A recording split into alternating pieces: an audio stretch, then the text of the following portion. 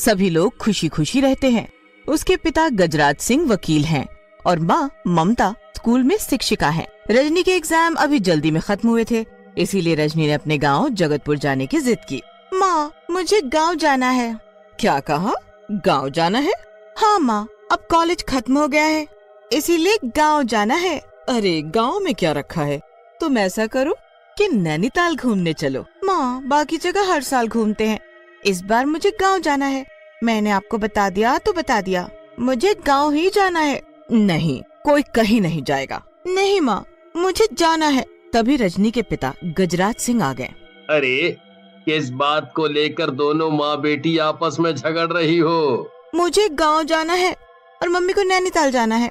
अब पापा आप ही बताइए, हमें गांव जाना चाहिए या नहीं? अपनी जड़ों से जुड़े रहना कितना जरूरी है ना। हाँ, बात तो सही है। मुझे आपसे ये उम्मीद बिल्कुल भी नहीं थी। आप सब कुछ कैसे भूल सकते हैं? हम गांव कैसे जा सकते हैं? अरे हाँ, मैं भूल ही गया। पापा, ऐसा क्या है, हम गांव क्यों नहीं जा सकते? कुछ भी नहीं, कुछ भी तो नहीं। हम तुमसे कुछ भी नहीं छुपा रहे हैं। नहीं, मुझे सब जानना है। रजनी, तुम्हें कितनी बार बोला है कि बेवजह की बहस मत किया करो। ठीक है, मैं आज के बाद कुछ भी नहीं पूछूंगी और अब कहीं भी घूमने नहीं जाऊंगी। रजनी बहुत गुस्से में अपने कमरे में चली गई। गजराज और ममता ने एक दूसरे को देखा और कुछ इशारा किया। रजनी अपने कमरे में गांव के बारे में सोच रही थी। ऐसा क्या है वहाँ? आखिर हम वहाँ क्यों नहीं जा सकते? इसका सच तो मुझे जाकर ही पता चलेगा। मुझे वहाँ जाना पड़ेगा। अब जो भी हो, मैं गांव के लिए चुपचाप निकल जाऊंगी। रजनी ने पूरी रात गांव जाने की तैयारी की और सुबह उठकर घर से निकल गई। रजनी जगतपुर जाने वाली एक बस में बैठ गई, लेकिन जैसे ही उसने बस में कदम रखा, उसे बहुत अजीब लगा और अजीब सी आवाज आई। रजनी एकदम से डर गई, लेकिन बस में बाकी लोगों को देखकर थोड़ा शांत हुई और सीट पर जाकर बैठ गई। छी, कितनी गंदी बस है, मुझे आते ही डरा दिया। पापा मम्मी सही कहते हैं कि गांव और बस गंदे ही होते हैं। रजनी बस में सो गई। तभी उसे एक डरावना सपना आया और उसकी आंखें खुल गईं। उसने चारों तरफ देखा कि बहुत गहरा सन्नाटा था। पूरी बस खाली हो चुकी थी। ये देखकर रजनी के होश उड़ गए। उसने जल्दी से अपना बैग उठाया और कंडक्टर को कहा, बस रुकवाइए, मैं ये कहाँ आ गई हूँ? मुझे जगतपुर जाना है। ये जगतपुर ही है। ठीक है, मुझे अभी यहीं उतरना है। रजनी घबराते हुए बस से नीचे उतर गई और जगतपुर गांव में चली गई। उसे गांव में कोई भी दिखाई नहीं दे रहा था। वहाँ बहुत डरावना माहौल था। उसके पैर आगे जाने में डर रहे थे। कुछ देर चलकर वो अपने चाचा जी के घर पहुँच गई। उसने वहाँ जाकर देखा कि वहाँ शादी चल रही है। रजनी ने आश्चर्य से अपने चाचा जी से पूछा, चाचा जी, टुन्नी की शादी है? अरे बिटिया आ गई। भैया भाभी कहाँ रह गए? मैंने आज सुबह भी फोन किया था। रजनी को शादी के बारे में नहीं पता था, इसीलिए उसने बात को छुपाने के लिए झूठ बोला। वो कल आएंगे। अच्छा, सभी मेहंदी लगवा रहे हैं, तुम भी मेहंदी लगवा लो। मैंने शहर से मेहंदी वाले को बुलवाया है। ठीक है चाचा जी, मेहंदी तो मुझे बहुत पसंद है। रजनी टुन्नी के पास गई। वहाँ राघव टुन्नी को मेहंदी लगा रहा था। बाकी लड़कियाँ भी वहीं बैठी थीं। जैसे ही राघव ने रजनी को देखा, वो उसे देखता ही रहा। टुन्नी भी ये सब देख रही थी। राघव भैया, कहाँ खो गए? ये मेरी बड़ी दीदी हैं। आखिर तुम आ ही गई।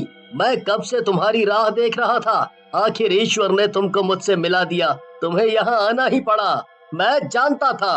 भैया, आप कैसी बातें कर रहे हैं? आपने इनको कहीं देखा होगा। अब इतना भी मत खो जाओ कि मेरी मेहंदी खराब हो जाए। लेकिन मैं आज पहले रजनी को मेहंदी लगाऊंगा। अरे भैया, मेरी शादी है, इसलिए तुम पहले मुझे मेहंदी लगाओ। लेकिन राघव का चेहरा बदल गया। उसके लंबे लंबे दांत निकल गए। कुछ ही समय में राघव बहुत डरावना हो गया। रजनी के साथ साथ सभी लड़कियां बुरी तरह डर गईं। सभी चीखते हुए भागने लगी। मेहंदी लगाने वाला भूत वहाँ भी आ गया। भागो भागो, मेहंदी लगाने वाला भूत आया। भागो, आज ये किसी को जिंदा नहीं छोड़ेगा। जल्दी यहाँ से भागो, मेहंदी लगाने वाला भूत आया। आखिर वो हो ही गया जिसका हमें डर था। ये कौन है और मुझे कैसे जानता है? पहले इसे शांत करना होगा। तभी भूत बने राघव ने जोर से चिल्ला के कहा, कोई यहाँ से नहीं जाएगा। सब चुपचाप खड़े रहेंगे। मैं किसी को यहाँ से नहीं जाने दूंगा। हमारी बेटी की शादी हो जाने दो। हमने तुम्हारा क्या बिगाड़ा है? मुझे शादी करने वालों से नफरत है। मेरे सामने किसी की शादी नहीं हो सकती। तभी बाहर से गजराज और ममता आ गए। उनको देखकर राघव और गुस्सा हो गया। अब तक तो शायद मैं ये शादी हो भी जाने देता, लेकिन अब यहाँ किसी की शादी नहीं होगी, किसी की भी नहीं। यहाँ किसी की भी शादी नहीं हो सकती। देखो राघव, तुमने बहुत सारी बेटियों की जिंदगी खराब कर दी है, लेकिन अब तुम इस शरीर से मुक्ति ले लो। मेरी आत्मा किसी के भी शरीर में घुस सकती है। मुझे मेहंदी से नफरत है, शादी से नफरत है और तुम दोनों से नफरत है। तुमने मेहंदी लगा लगा कर बहुत जिंदगी खराब की है। बस अब और नहीं। गजराज ने एक तांत्रिक को आवाज लगाई। तांत्रिक ने अंदर प्रवेश किया। गुरुजी, आज आपका शिकार, सभी का दुश्मन आपके सामने है। इसको पकड़ लीजिए। मेहंदी लगाने वाले भूत, तुम आज मेरे पास आए हो। मैं आज तुम्हें नहीं छोड़ूंगा। हाँ गुरुजी, इसको कैद कर लीजिए। अगर आज इसे कैद नहीं किया गया तो ये बहुत सारे लोगों की जिंदगी खराब कर देगा। तांत्रिक ने राघव के चारों ओर एक विभूति डाल दी, जिसके बाद राघव वहाँ से गायब नहीं हो पा रहा था। उसे दर्द होने लगा, वो दर्द से तड़प रहा था। राघव ने बचने की बहुत कोशिश की, लेकिन तांत्रिक से बच नहीं पाया। आज कई साल पहले वाला दर्द मुझे फिर से दिया जा रहा है। उस समय भी मुझसे मेरी और आज भी मुझे दूर किया जा रहा है। रजनी, इस तांत्रिक ने जादू से तुम्हारी याददाश्त भुला दी है। राघव, रजनी को मैं सब कुछ बता दूंगा, लेकिन तुम अपना सोचो। रजनी, तुम इन लोगों की बातों में मत आना। जब मैं और तुम शादी करने वाले थे। रजनी राघव से नदी के किनारे मिलने आई। क्या यार, तुम इतनी देर में आती हो? मैं तुम्हारा कब से इंतजार कर रहा हूँ।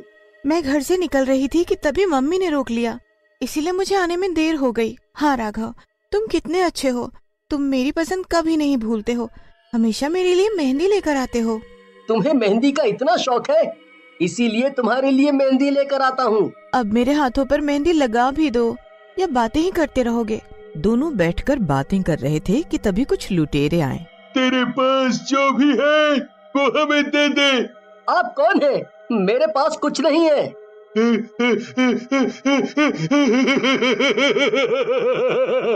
ये लड़की तो है और साथ में मेहंदी भी है।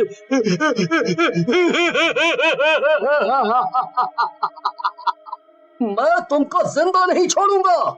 लुटेरों को बहुत गुस्सा आया और उन्होंने रजनी की आंखों के सामने राघव को मार दिया। रजनी ने उसे बचाने की बहुत कोशिश की, लेकिन वो बचा नहीं पाई। इसीलिए वो गांव के लोगों को बुलाने के लिए दौड़ी। तब तक सभी लोग दौड़ कर आए, लेकिन बहुत देर हो चुकी थी, क्योंकि राघव की तड़प तड़प कर मौत हो गई और राघव की आत्मा दूर खड़े होकर ये सब देख रही थी। उसके अंदर क्रोध भर गया। मुझे सब कुछ याद आ गया। रजनी को देखकर सभी लोग घबरा गए। राघव के चेहरे पर मुस्कुराहट आ गई, लेकिन वो कुछ ज्यादा बता पा